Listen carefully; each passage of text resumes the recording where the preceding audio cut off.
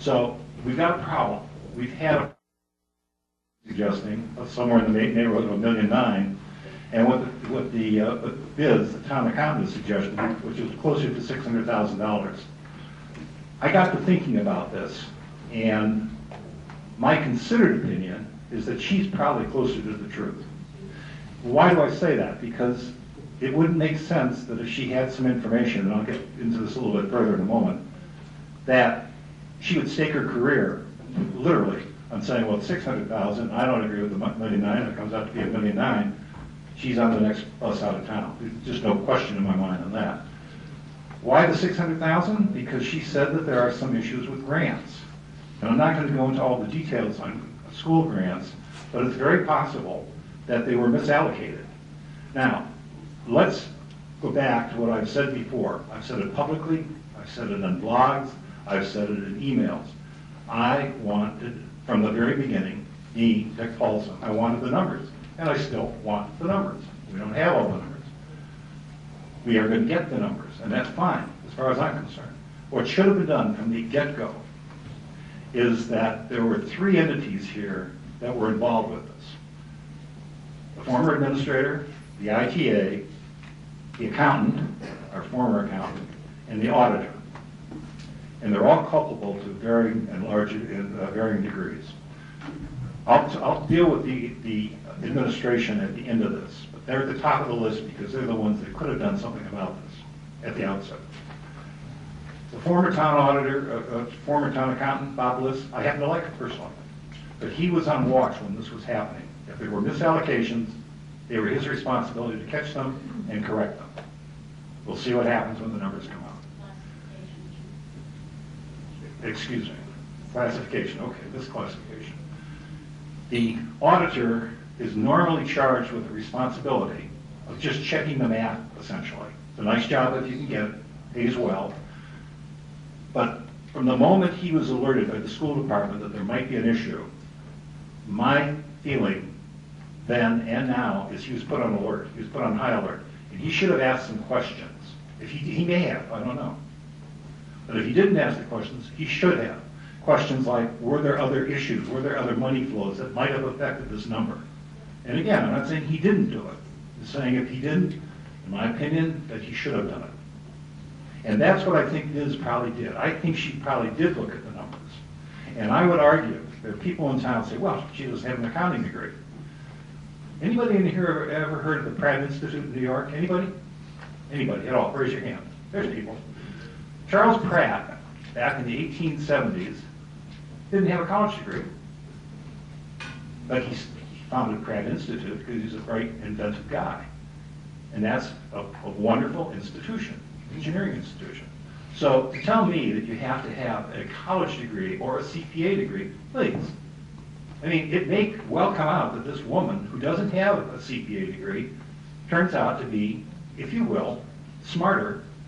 And I don't know that yet, but it may turn out that she's smarter than the CPA who worked for the town for many years and the CPA who in turn audited the books. And I'll say it again, but the last time, I want to know what the numbers are. I think she's right, I'm not sure of that. The culpability does extend to the ITA. He had these numbers from the school committee 10 days ahead of time.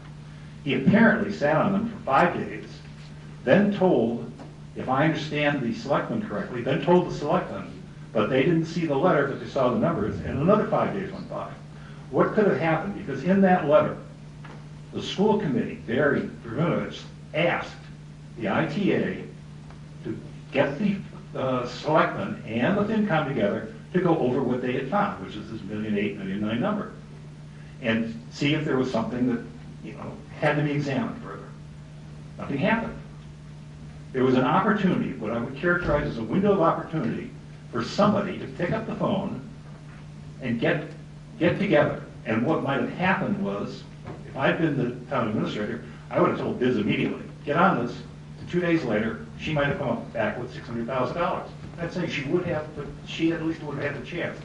Then, what would have happened is the school committee and the selectmen would have gotten together, sat down, and they would have seen the dichotomy. One at $1.8 million, the other one at $600,000. What might have come out, I emphasize might, was that the $600,000 figure might be more correct. And what would have come out in the headlines was something that's not good.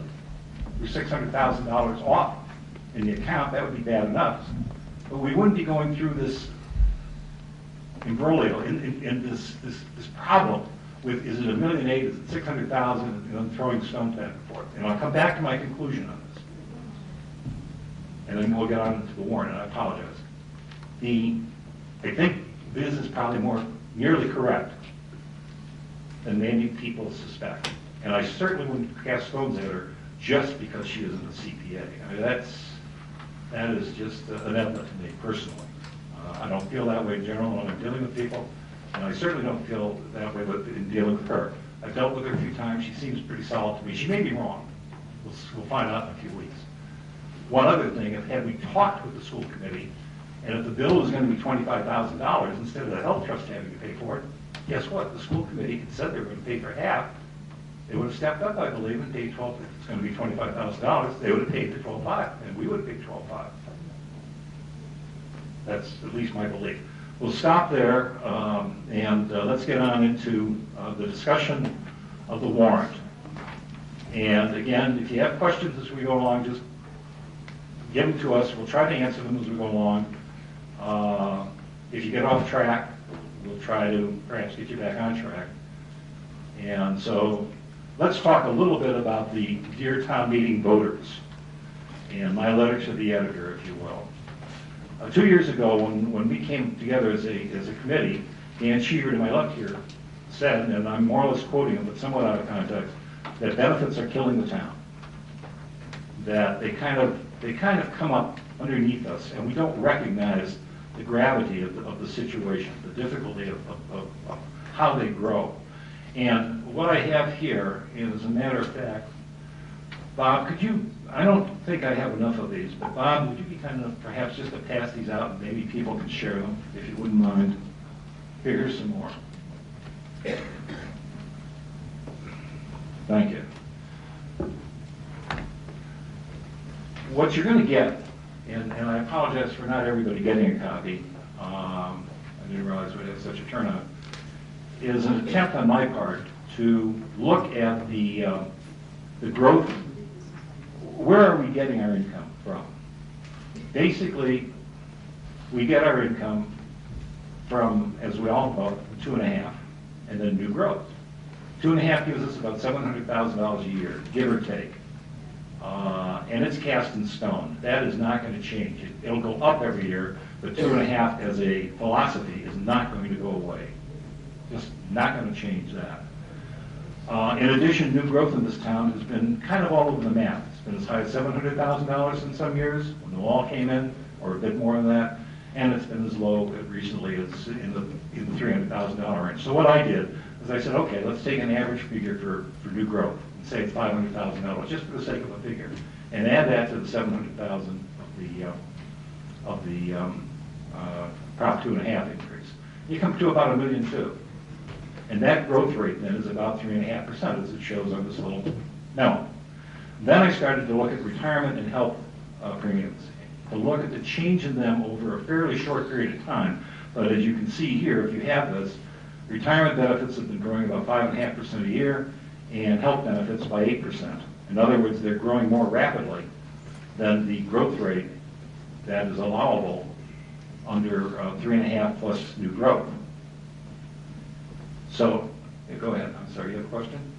Oh, I thought you raised your hand. I apologize. So you have what looks to be a growing problem, that the growth rate in the retirement and health is going up more rapidly than our ability to generate funds from 2.5 and new growth.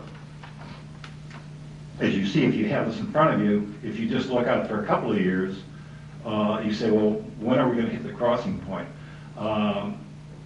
It's possible in the next few years, in the next year or two, that we can get somewhere in the neighborhood of maybe $600,000 of change, not total, but change in the